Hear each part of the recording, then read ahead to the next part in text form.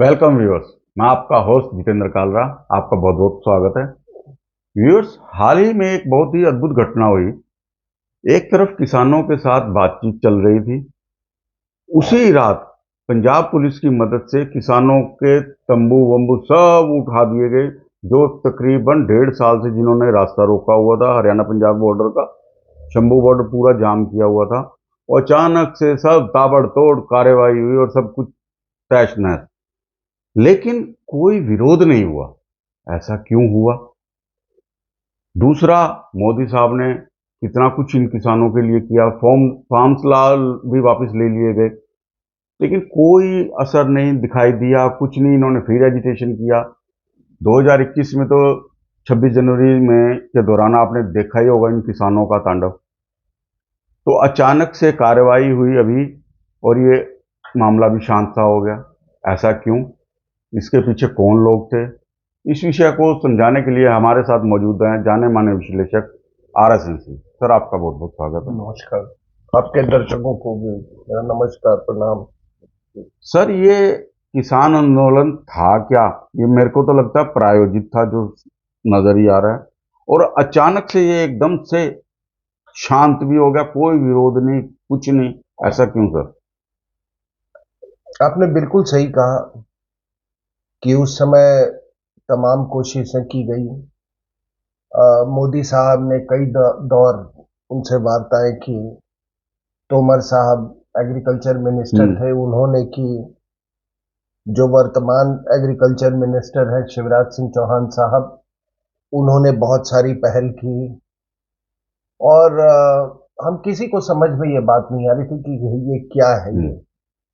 और खास करके हमारे जैसे लोगों के लिए, क्योंकि मैं भी कुछ किसानी करता हूँ और अच्छी खासी मैं 300-400 मन धान मैं मार्केट में देता हूँ, सरसों देता हूँ, चना देता हूँ, ठीक है ना।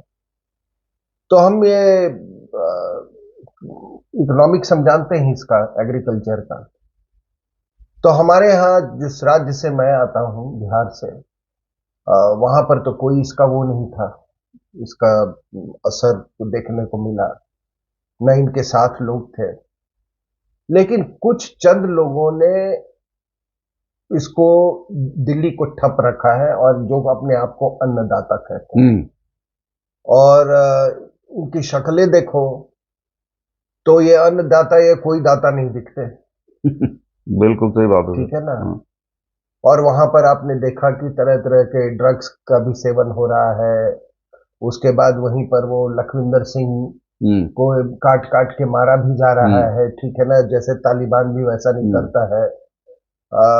फुट मसाजर लोग लेके बैठे हुए हैं, एयर कंडीशनर लेके बैठे हुए हैं वहां पर, तरह तरह के टेंट लगाए हुए हैं। अगर आप केवल लॉजिस्टिक्स पे जाएं तो ये तो साफ जाहिर होता है कि कहीं से पैसा आ रहा है।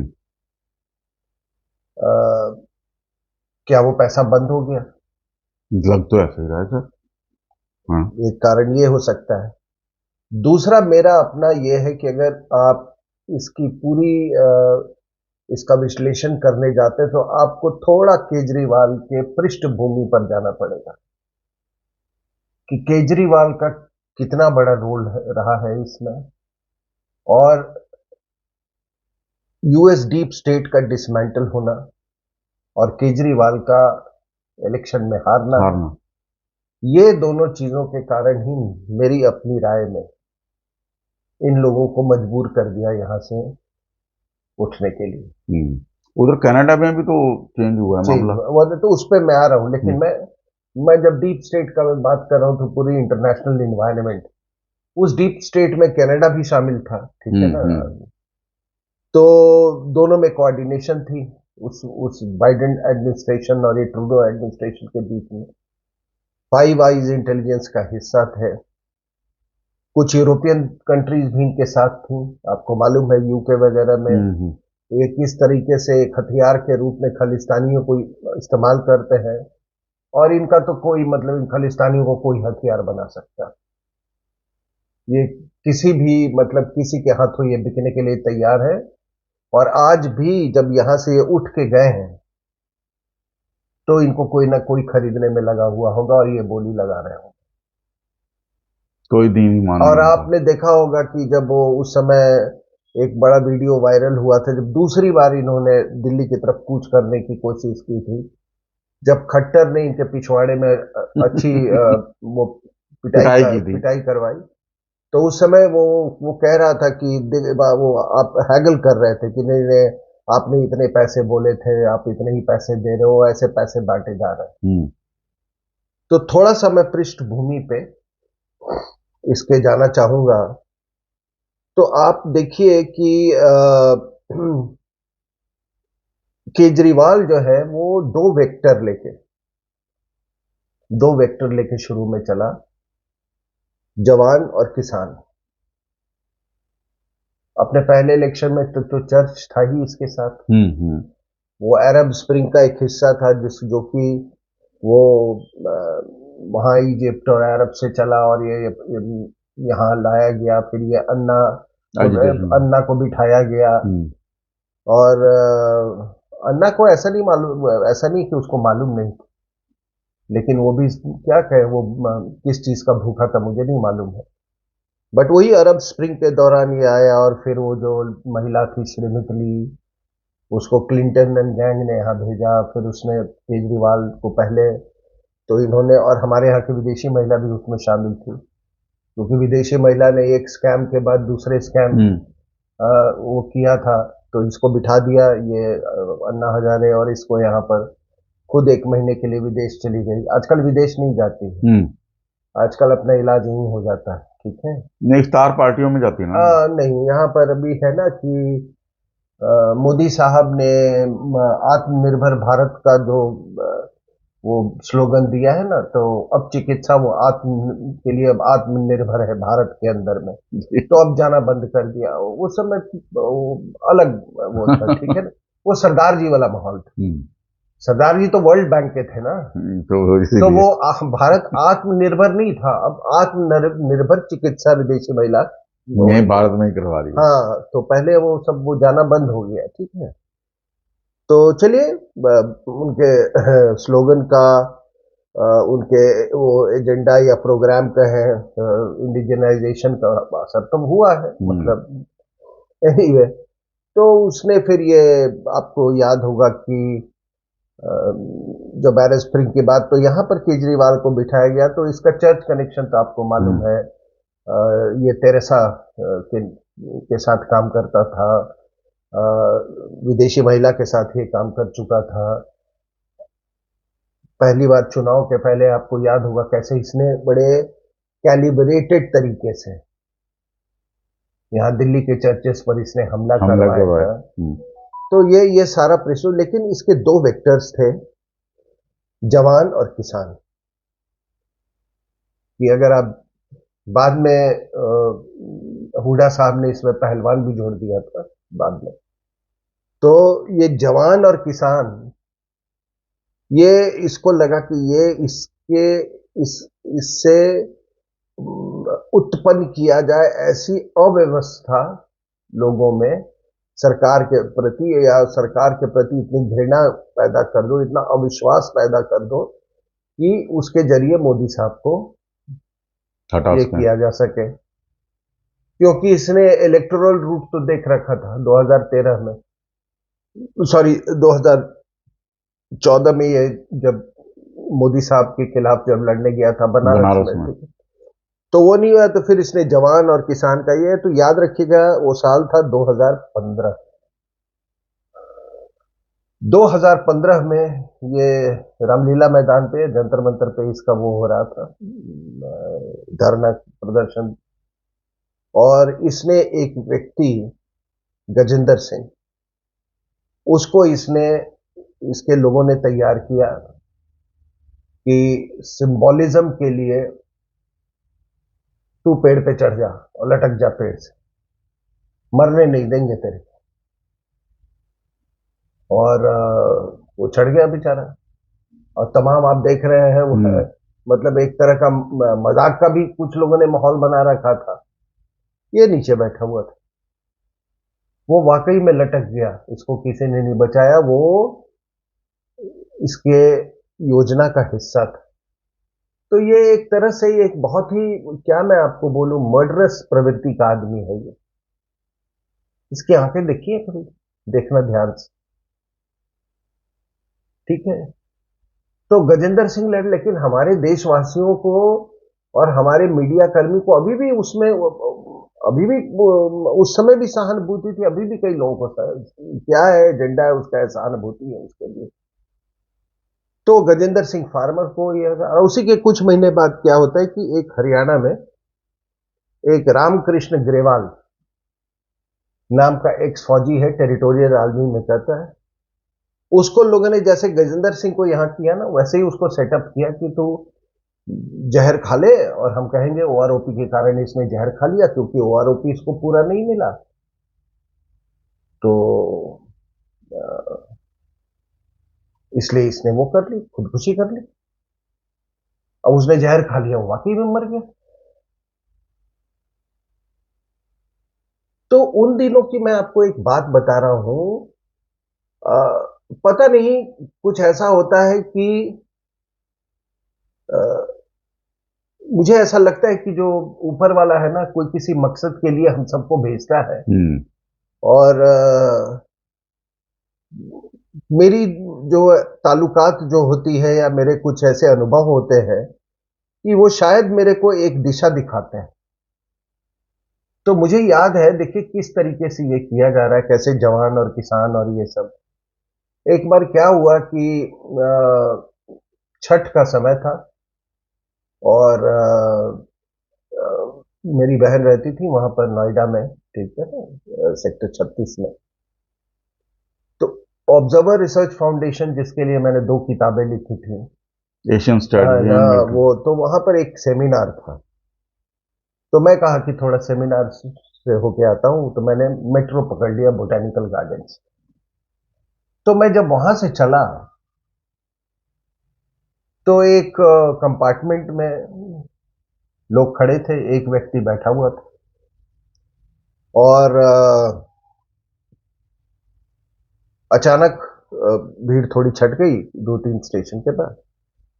तो उसने अपना मोबाइल, ऐसे मोबाइल निकाला उसने, और कहता है कि हाँ, कहाँ बैठे हुए हो? अच्छा, वहां पे लाइन लगी हुई है, अधिकारी काम नहीं कर रहा है।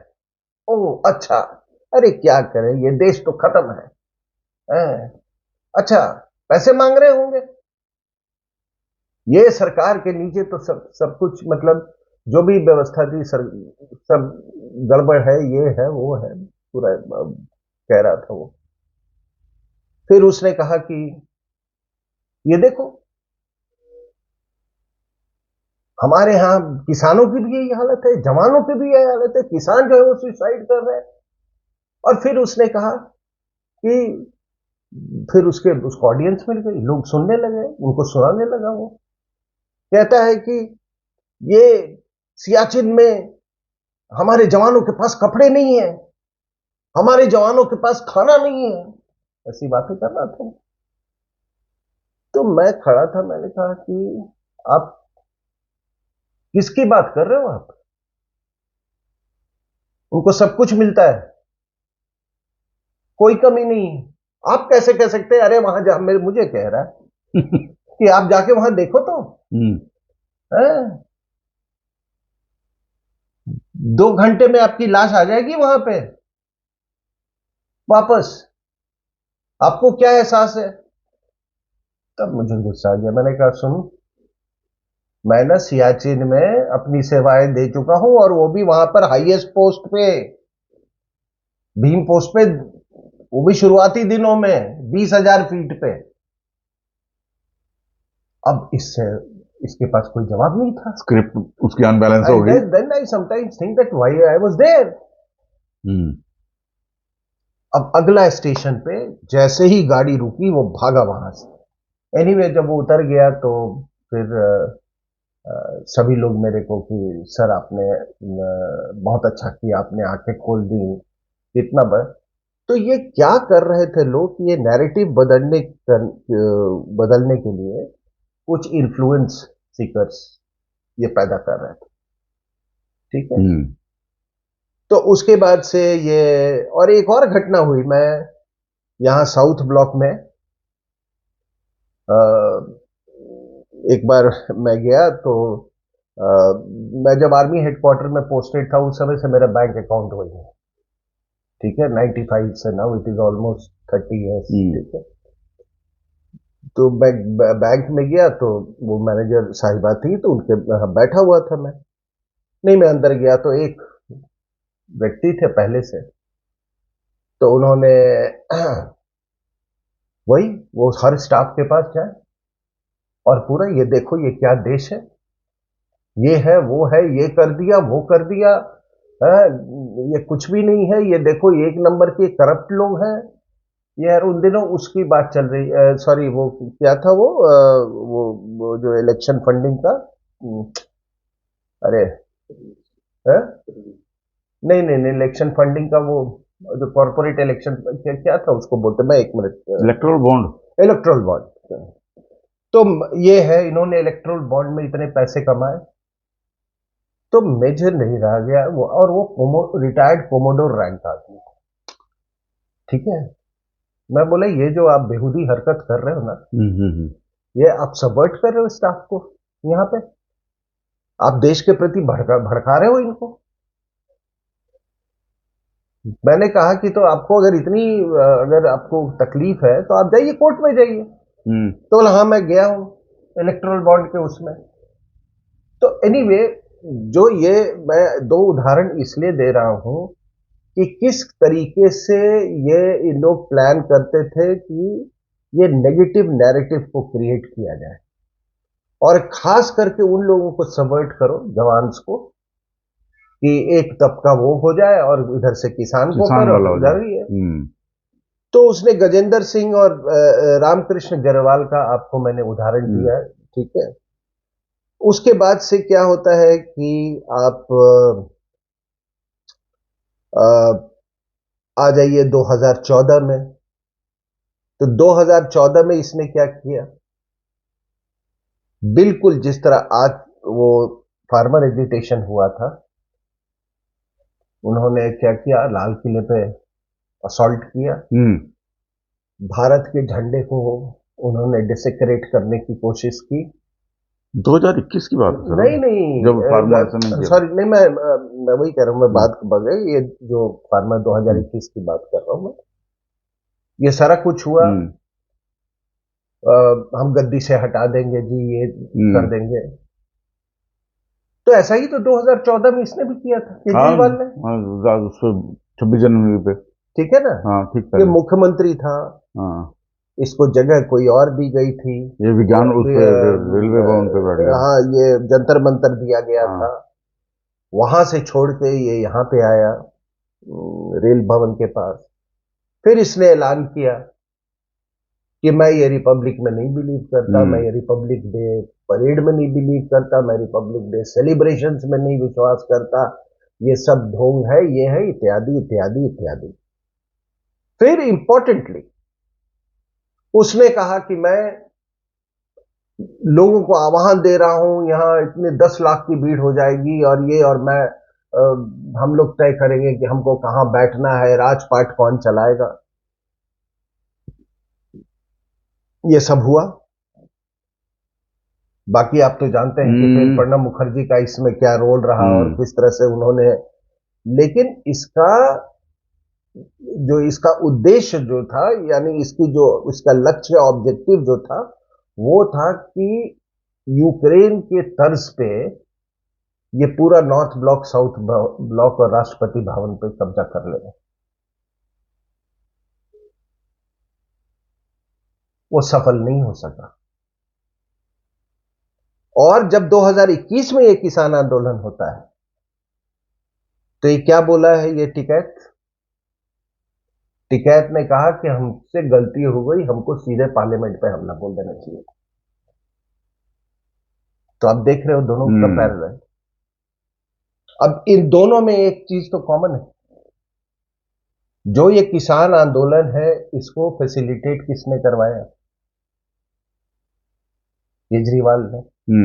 पूरा लॉजिस्टिक्स में इसने बहुत वो करती, दिल्ली सरकार में था, ऊपर से ही नहीं, ऊपर से ही नीचे से भी, ठीक है। तो ये दोनों में एक चीज कॉमन है। अब आप आ जाओ ये 2017 2017 में इसने चुनाव लड़ा पंजाब का, और वहां से इसने पैठ बना ली। पहले से भी इसकी पैठ थी खालिस्तानियों से। और 2017 के पंजाब चुनाव में कहते हैं कि 3,500 एनआरआईज एयरक्राफ्ट से आए थे अमृतसर, केजरीवाल को सपोर्ट के लिए। केजरीवाल के सपोर्ट के लिए 3,500। समझे, आप समझ जाओ कितने एयरक्राफ्ट आए होंगे मतलब उस दौरान में। और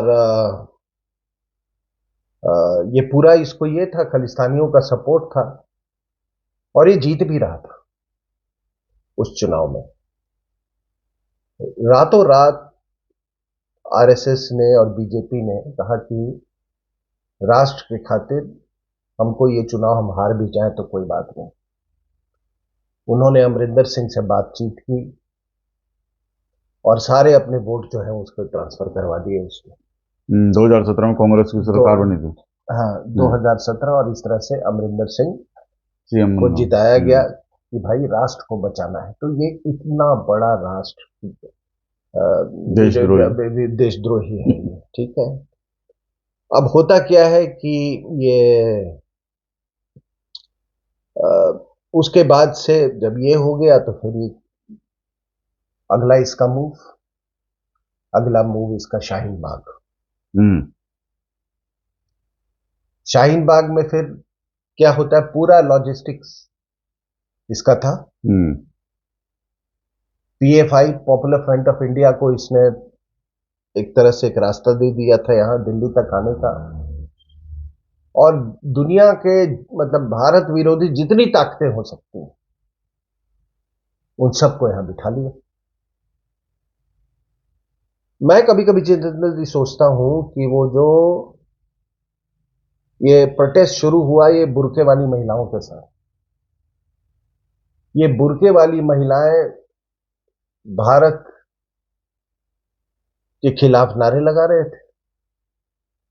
ये भी भूल गए थे बीच में कि ये नेशनल फ्लैग है वहां पर, कई लोगों के हाथ में था। शर्जील इमाम वहां से चिकन नेक हलाल करने की बात कर। तो मैं कभी कभी सोचता हूं कि ये जो बुर्के वाली जो महिलाएं जो थी, उनके औलाद क्या कर रहे होंगे अभी तक, और उनके औलाद कैसे होंगे। ये तो वाकई रिसर्च का विषय है। भारतीय भावना से ओतप्रोत तो नहीं होंगे, ऑब्वियसली बात है। कैसे जिहादी निकलेंगे।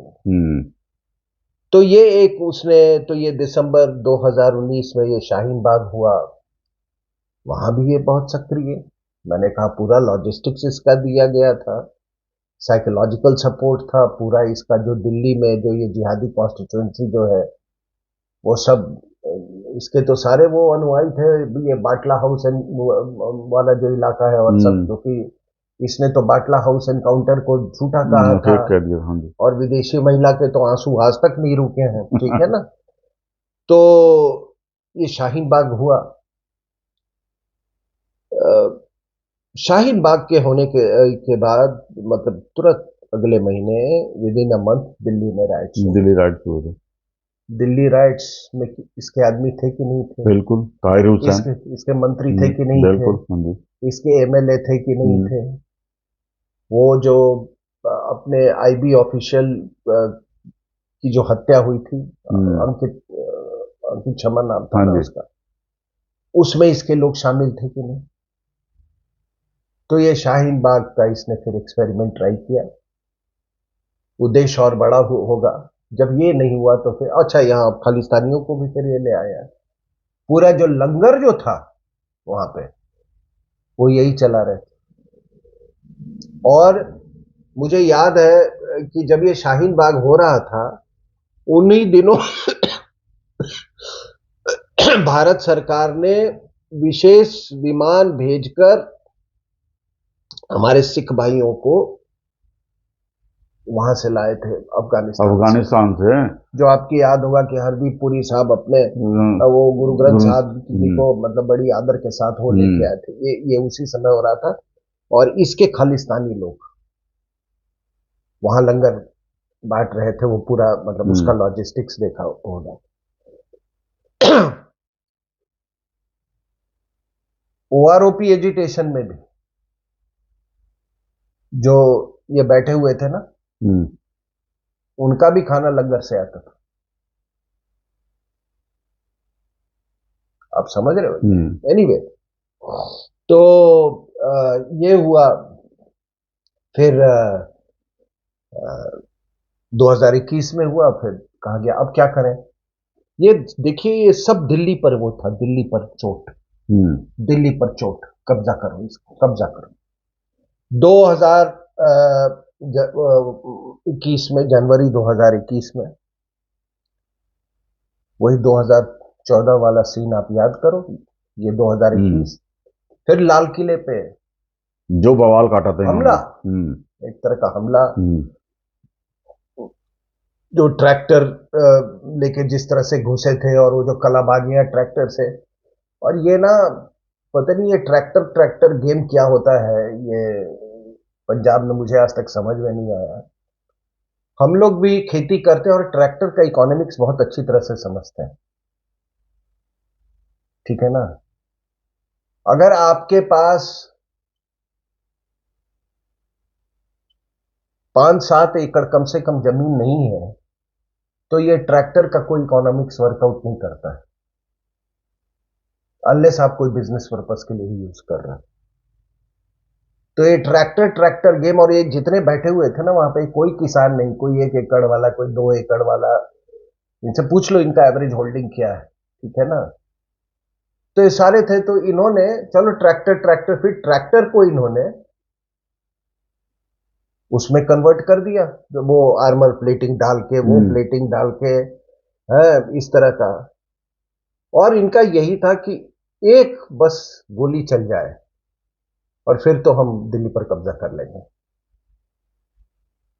बड़े पेशेंस से मोदी साहब ने काम लिया,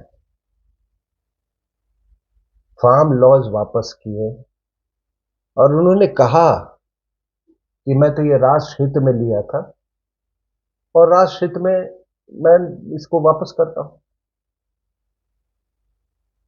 क्योंकि भाई इनको वो पूरी प्लानिंग तो पता चल थी। और इसमें क्या था कि इसमें सारे वो थे, किसान आंदोलन में माओवादी भी थे, जिहादी भी थे, सब तरह के लोग थे। अब माओवादी की मैं क्यों बात कर रहा हूं, अब देखिए शाहीन बाग में भी माओवादी, केजरीवाल का पूरा जो ये पूरा आप गैंग देखोगे ना, इसके जो आधे मंत्री, ये सब माओवादी।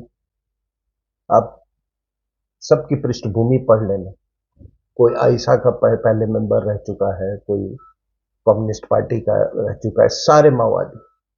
और ये किसान आंदोलन में भी ये कोई फार्मर नहीं थे, सब माओवादी थे। कौन लीड कर रहा था इसको?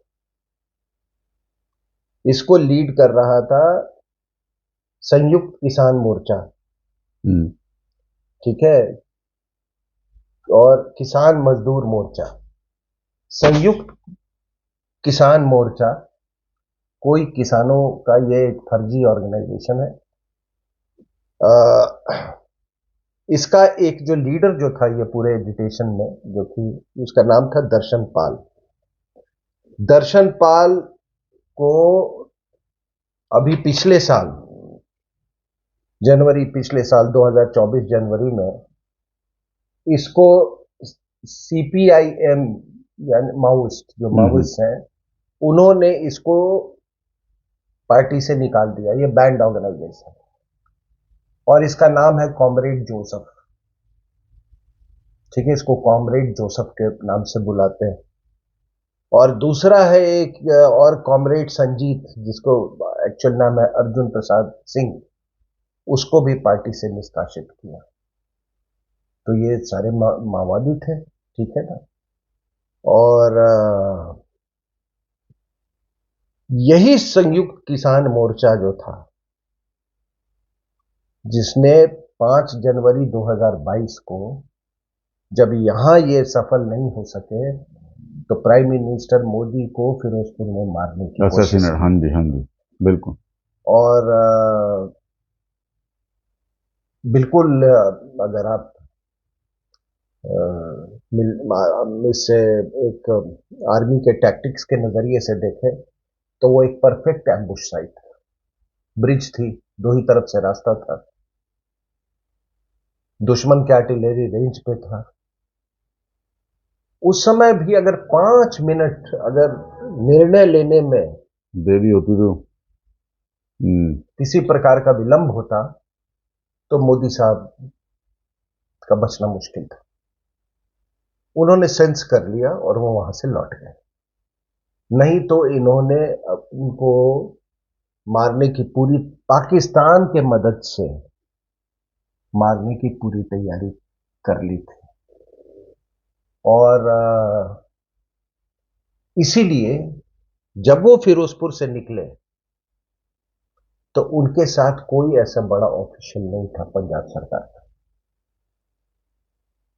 बिल्कुल वही वाली बात कि जब राजीव गांधी का असैसिनेशन हुआ था, मैं उस समय चेन्नई में पोस्टेड था, और श्री पेरुम्बदूर में का वो रास्ता हमारे ही वो ऑफिसर्स ट्रेनिंग एकेडमी के पीछे से जाता था।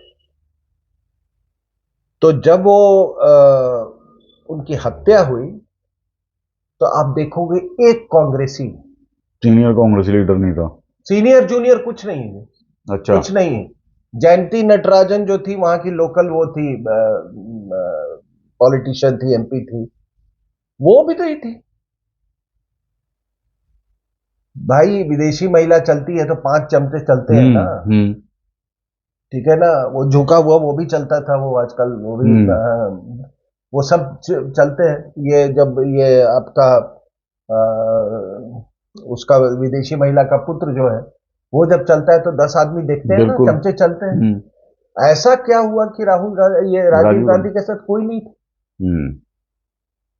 तो उसी तरीके से इनको ये पूरा षड्यंत्र था। ठीक है ना। और षड्यंत्र और थोड़ा गहरा हो जाता है कि ये गृह मंत्रालय ने ये घोषणा की कि हम इसकी इन्वेस्टिगेशन करवाएंगे।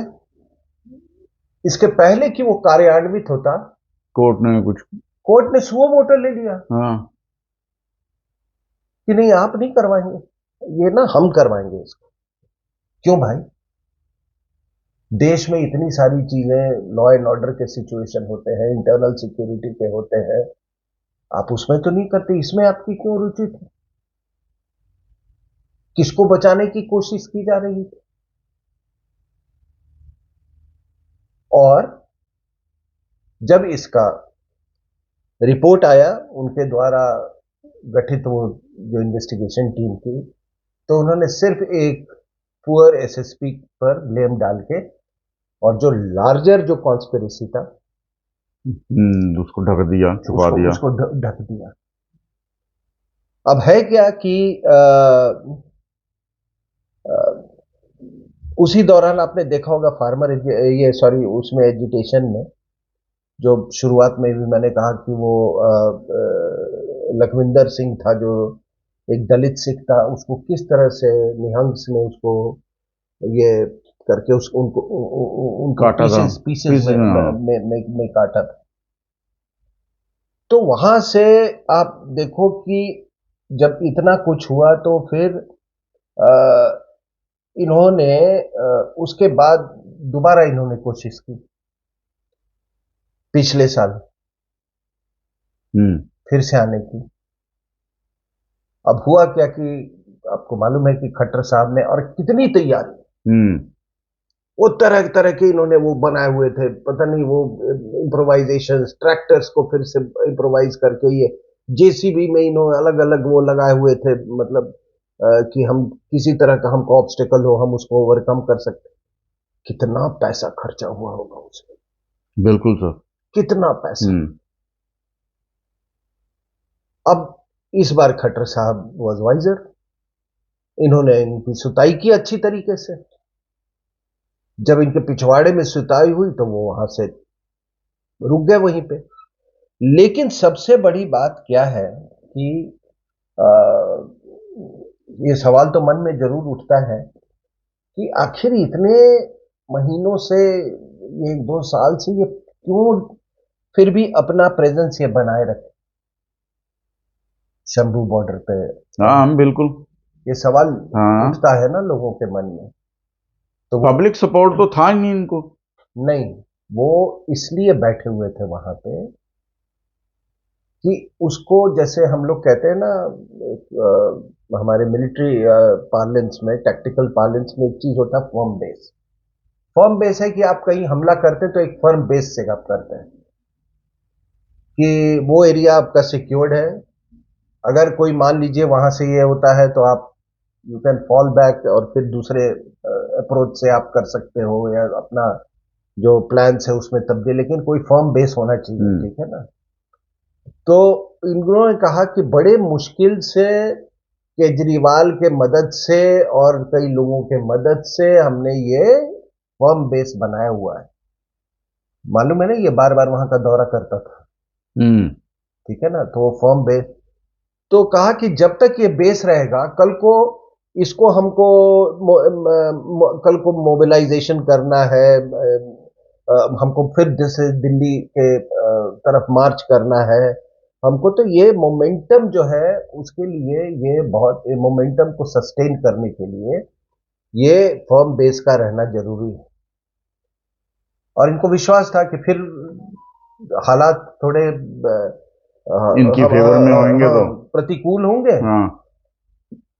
तो हम फिर से करेंगे। हाँ। और इनको इस, जब प्रतिकूल हालात की बात कर रहे हैं, तो इनको पूरा भरोसा था कि हम हरियाणा इलेक्शन जीत जाएंगे। हम्म। पहले तो था कि ये राहुल गांधी आ जाएगा, वो नहीं हुआ। फिर हरियाणा इलेक्शन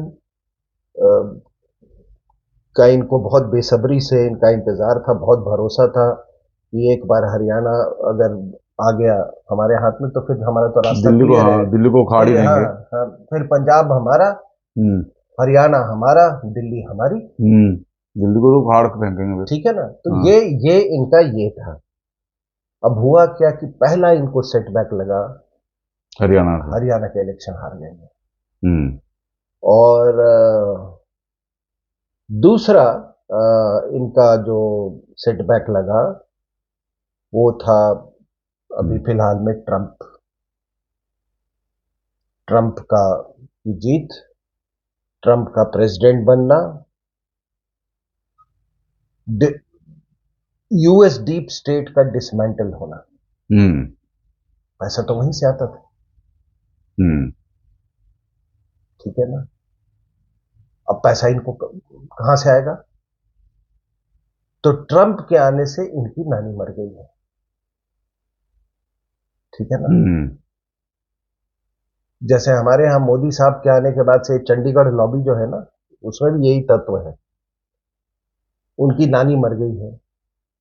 और इसी से मुझे याद आता है कि आप, मैंने आपको उदाहरण दिया है ग्रेवाल और इसका, ये वेक्टर लेकर, ये फार्मर और फौज का, हम्म। ये वेक्टर फिर इन्होंने कोशिश की कि जब ये फार्मर एजिटेशन हो रहा था तो उसमें फौजियों को, जो वेटरन्स हैं, उनको मोबिलाइज करने का। तो वो सरदार जी जो ओआरओपी में बड़ा एक्टिव था हम्म। ना, हम्म। जो कि जंतर मंतर पे, तो सरदार जी ने एक व्हाट्सएप पे सारे फौजियों को मैसेज भेजा। मुझे भी ये मैसेज मिला कि हम लोग को अपने आप को उसके साथ जुड़ जाना चाहिए। तो मैंने मां बहन की गाली दी, ठीक है ना।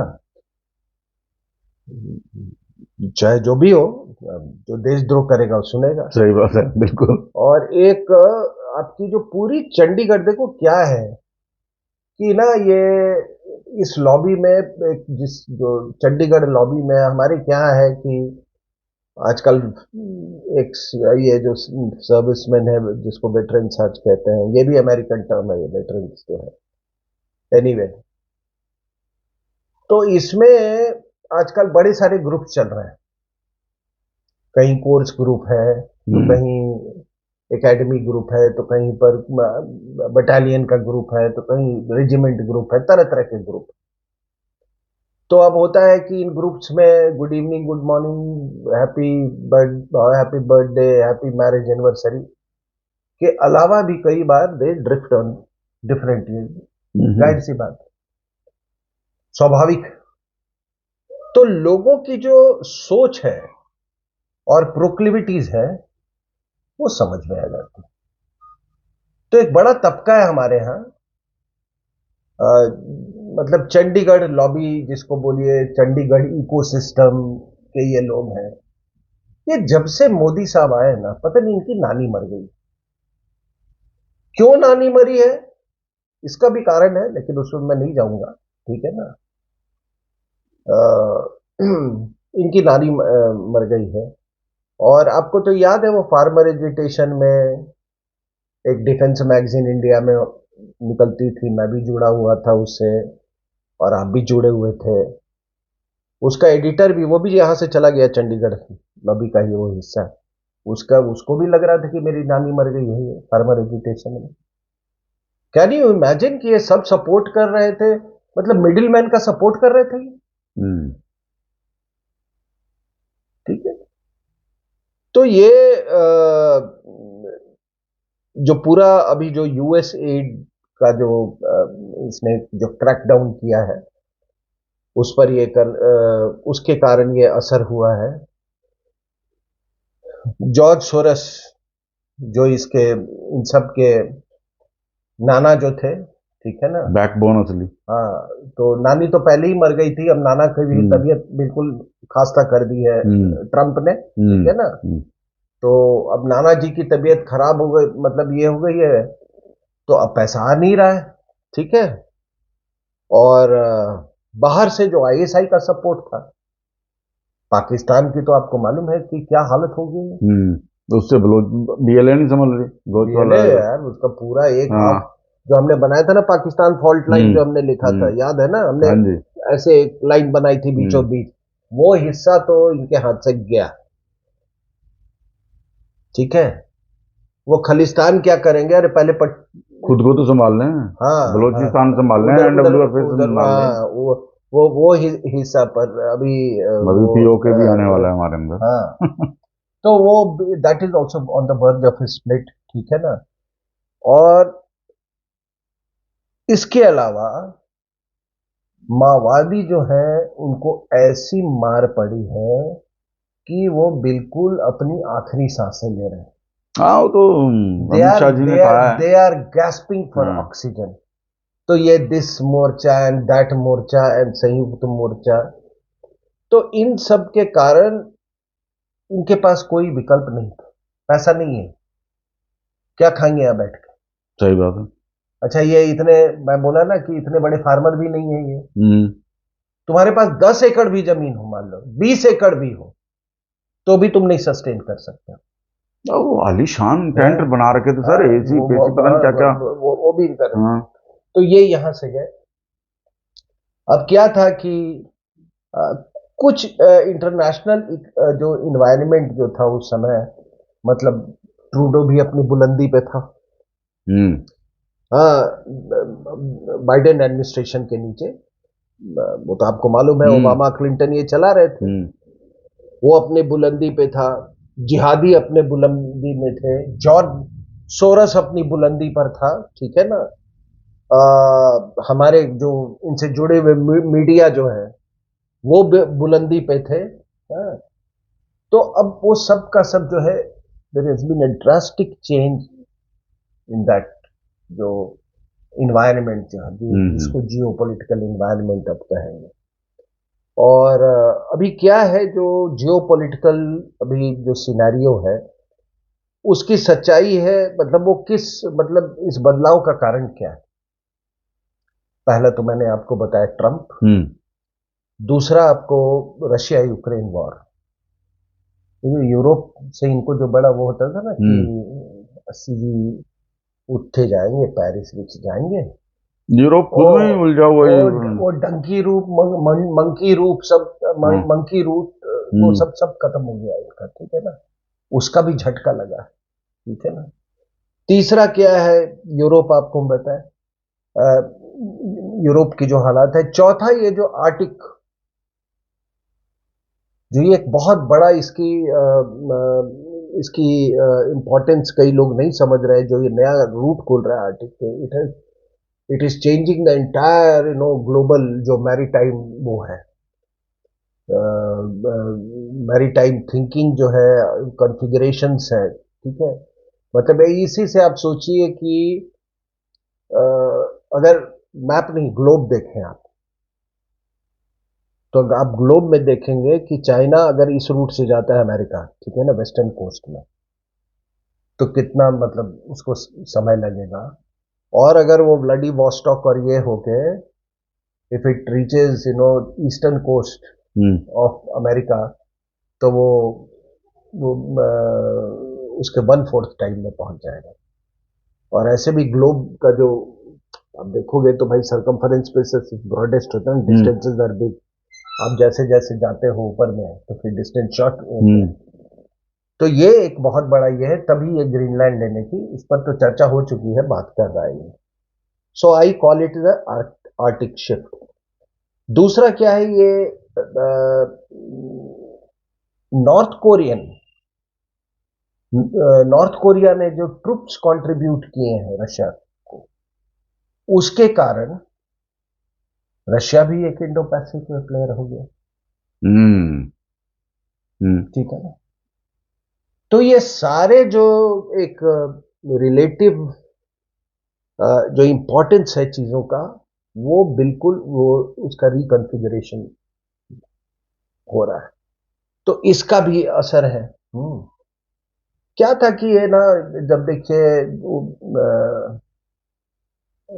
71 में आपको मालूम है वो एक दौर था जब ये अमेरिका और निक्सन के नीचे, अमेरिका और उसका चाइना का अप्रोच में हुआ, सोवियत सीनो स्प्लिट हुआ, हम्म। 90 फिर इसको यूएन का मेंबर बनाया गया, और उस कोल्ड वॉर के तहत मतलब फिर मतलब उसी समय वो हुआ आपका 71 का लड़ाई हुआ, युद्ध हुआ, जो दोनों सुपर पावर्स उसमें इन्वॉल्व थे, hmm. Indirectly, to an extent directly also. तो उसके बाद से इन्होंने खालिस्तान को खड़ा करना शुरू किया, और वो खड़ा हो, बाद में हालात बदले, लेकिन ये पूरे उस समय, जब ये कोल्ड वॉर के समय, ये आईएसआई सीआईए का जो गठजोड़ है वो बहुत पुराना वो तो है। तो अफगानिस्तान अभी से ही क्या है। है कि, तो इन्होंने भारत के साथ तो बिजनेस तो करते थे ये, इंडो पैसिफिक के लिए भारत चाहिए, क्वाड्स में भारत चाहिए आपको, हम्म। इंडियन ओशन का आपका रखवाली, आपका पार्टनर कौन, स्ट्रेटेजिक पार्टनर कौन होगा, वो भारत होगा। लेकिन इसके बावजूद वो ये नहीं चाहते थे, या ये भी तो देखने वाली बात है कि चाहते हैं या नहीं है, कि भारत स्टेबल हो, भारत प्रॉस्परस हो, भारत एक स्ट्रांग डेवलप्ड कंट्री हो, वो नहीं चाहते थे। इसलिए इन लोगों को मोदी साहब से बहुत तकलीफ थी।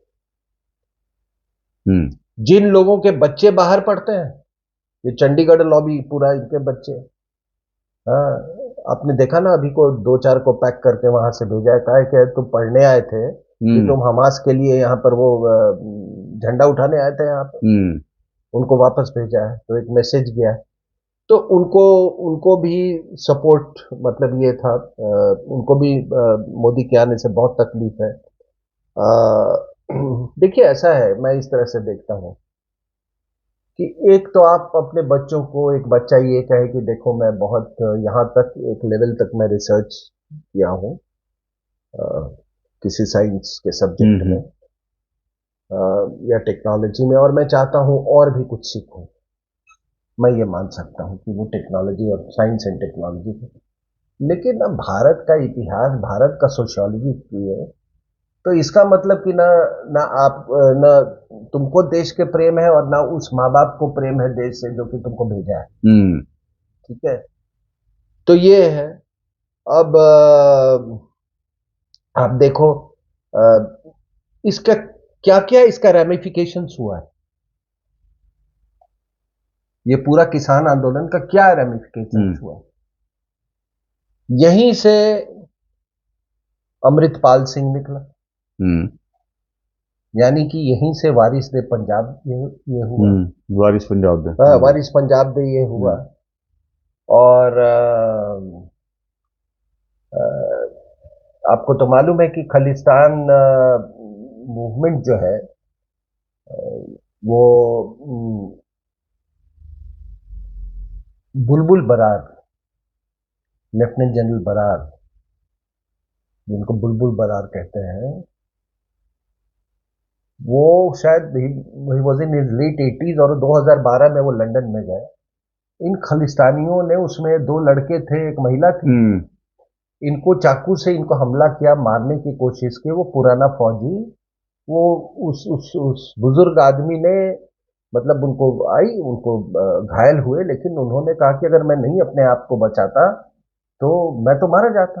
हम्म। तो ब्रिटेन में भी वो उसी तरीके से ये लोग इस्तेमाल करते हैं, जैसे कि बाकी कोल्ड वॉर के समय ये खालिस्तान को एज अ टूल। ठीक है ना। अब इसमें क्या है कि जब ये खालिस्तान आंदोलन हो रहा था तो ब्रिटेन के लेबर एक एमपी है, तनमनजीत सिंह, ठीक है, उन्होंने अमृतपाल सिंह को सपोर्ट किया। ठीक है, बाद में ये वारिस हम्म। पंजाब दे में। ठीक है। और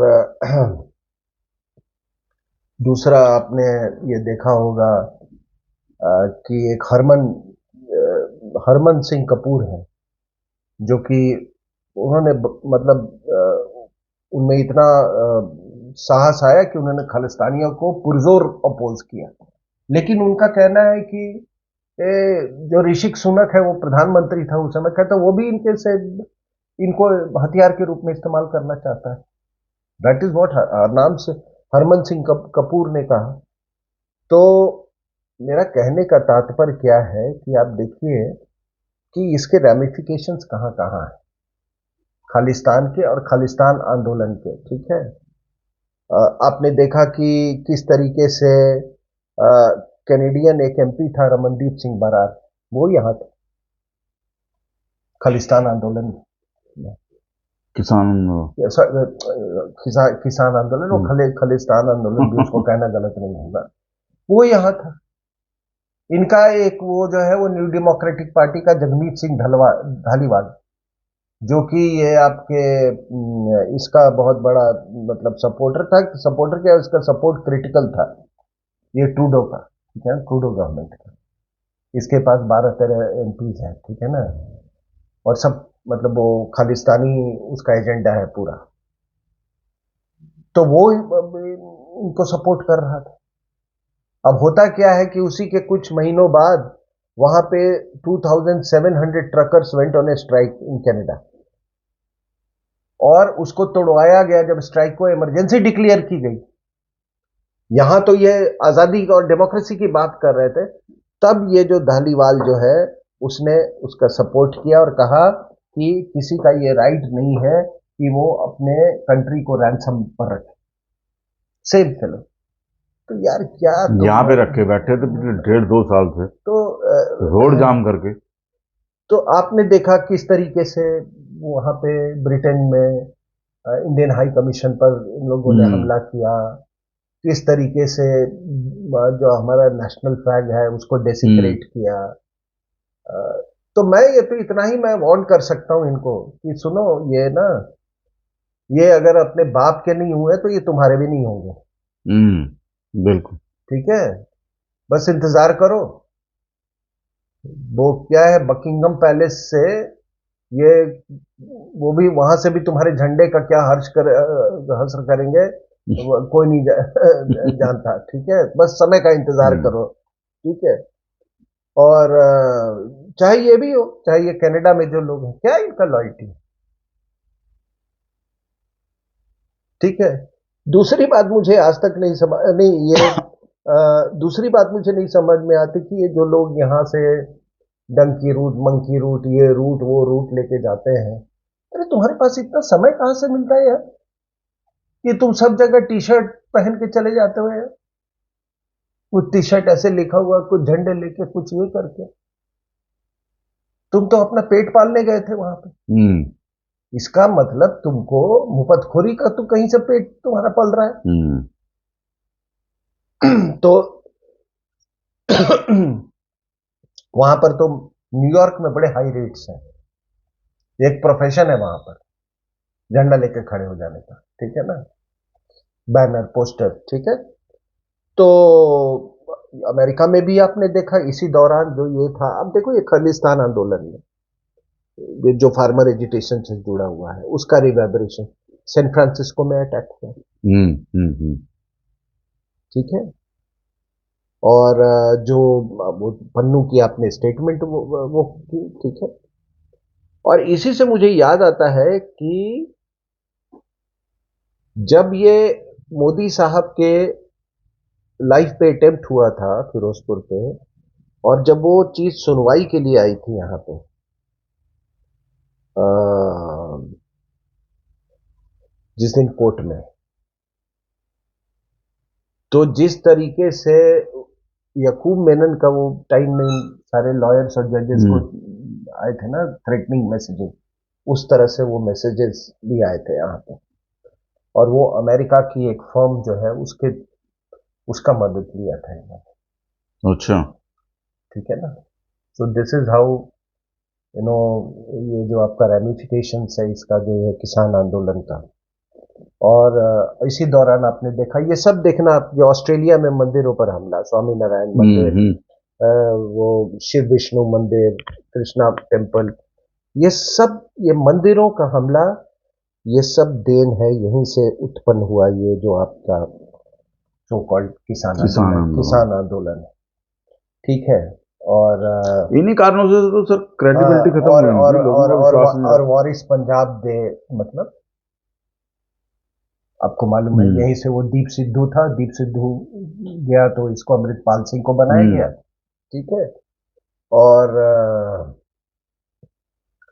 अ, ये क्या है ये केजरीवाल एंड गैंग, मेन ये बाहर की ताकतों ने इनको प्लांट किया, खड़ा किया। इनको जिम्मेदारी दे रही हम्म कि ये तुम ये देशद्रोह का फसल उगाओ और हम इसको काटते रहेंगे फसल को, ये हम्म पैसे लो और तुम इसको ये फसल को हम काटते रहे, ताकि हमारा जो नारकोटिक्स का धंधा है, कन्वर्जेंस का धंधा है, वो फ्लरिश होता रहे, हाँ चलता रहे। हाँ, वो सब चलता रहे। हम्म और उसका रिजल्ट क्या हुआ, पता नहीं एमएसपी कितना बढ़ा नहीं बढ़ा, लेकिन इतना बता देता हूं कि नारकोटिक्स का एमएसपी, हम्म, ठीक है, समझ वो दिन दुगनी और रात चौगनी बढ़ रही है, ठीक हाँ। है ना।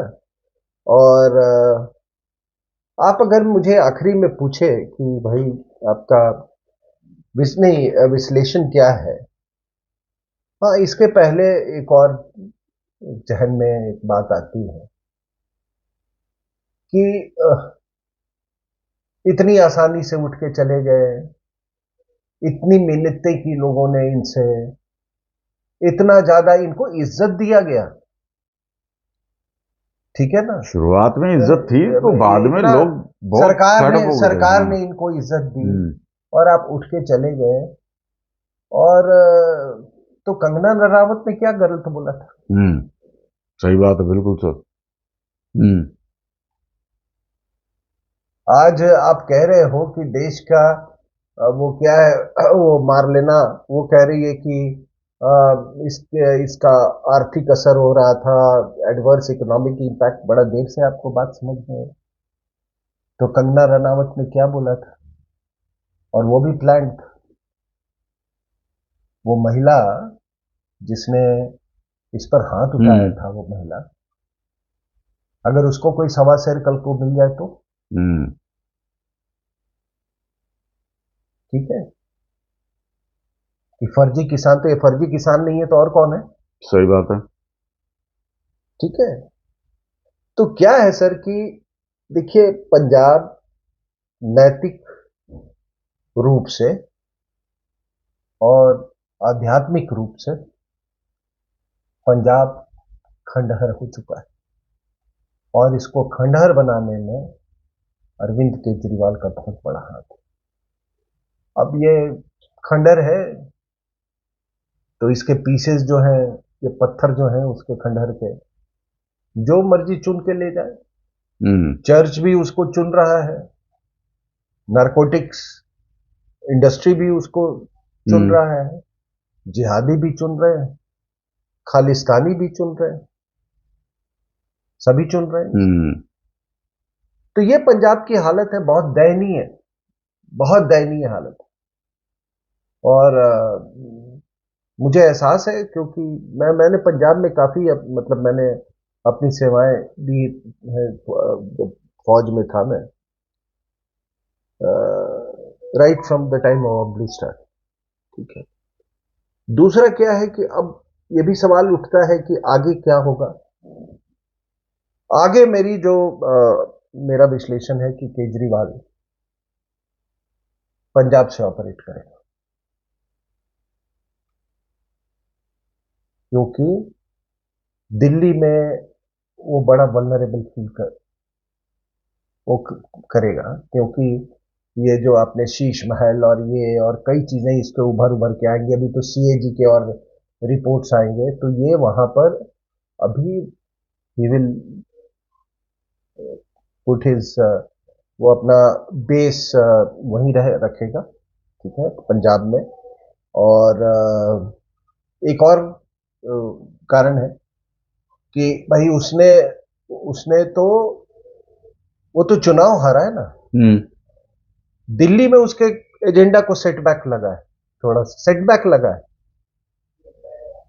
तो अगर उसको उसी खालिस्तानी एजेंडा पे और ये तमाम एंटी नेशनल एजेंडा पे चलना है, तो पंजाब ऐसे भी बहुत कन्वीनियंटली लोकेटेड है in terms of ISI, narcotics, church. ठीक है, उसके फेवर में तीनों। ठीक है। और जहां तक हो सके वो पंजाब में रह के जो इंडिया की जो सिक्योरिटी मैकेनिज्म है, जो इसकी तहकीकात कर रही है, जिससे इसको खतरा है, उससे ये दूर भागने की कोशिश करेगा। सो अब वो पंजाब में किससे मिल रहा है, क्या मिल रहा है, कौन आईएसआई वाला आ रहा है, कौन चर्च वाला आ रहा है, अभी सभी बैकफुट पे है। जॉर्ज सोरोस एंड गैंग भी बैकफुट पे है। ठीक है ना, सभी बैकफुट पे है। तो इसलिए इसको बोला होगा कि तू जाके छुप जा वहां पे, चुपचाप, कोई स्टेटमेंट मत देना। ठीक है ना, वो विपसना वगैरह तो इसका बहाना है। ठीक है ना, तो यही आगे होगा। तो मैं अपनी बात मैं यही समाप्त करता हूं। ठीक है ना, और ये जो ये खालिस्तान मॉनिटर ने ये बात लिखी थी, एक आता है एक मैगजीन खालिस्तान, वेबसाइट खालिस्तान, उसने कहा था कि किस तरह से जजों और उनको धमकाया गया था जब ये बात आई थी मोदी साहब के असैसिनेशन वाली। तो केजरीवाल तो कई बार इनडायरेक्टली उनको, मोदी साहब को असैसिनेट भी करवाने का कोशिश किया। ये इसी के लोग थे, बहुत लोभी लगी, संयुक्त किसान मोर्चा। ठीक है ना, फर्जी किसान। तो अपनी बात में यही समाप्त करता हूं। और व्यूअर्स, आपको चर्चा कैसी लगी? फर्जी किसानों के बारे में भी पता चला होगा, पूरी डिटेल में सर ने अपने एक्सपीरियंस से समझाया है। व्यूअर्स अपने कमेंट्स में जरूर हमें बताइएगा क्या टॉपिक और लिए जाएं, और जो समस्याएं जो आपको नजर आ रही हैं अपने एरियाज के अंदर। Thank you sir, thank you.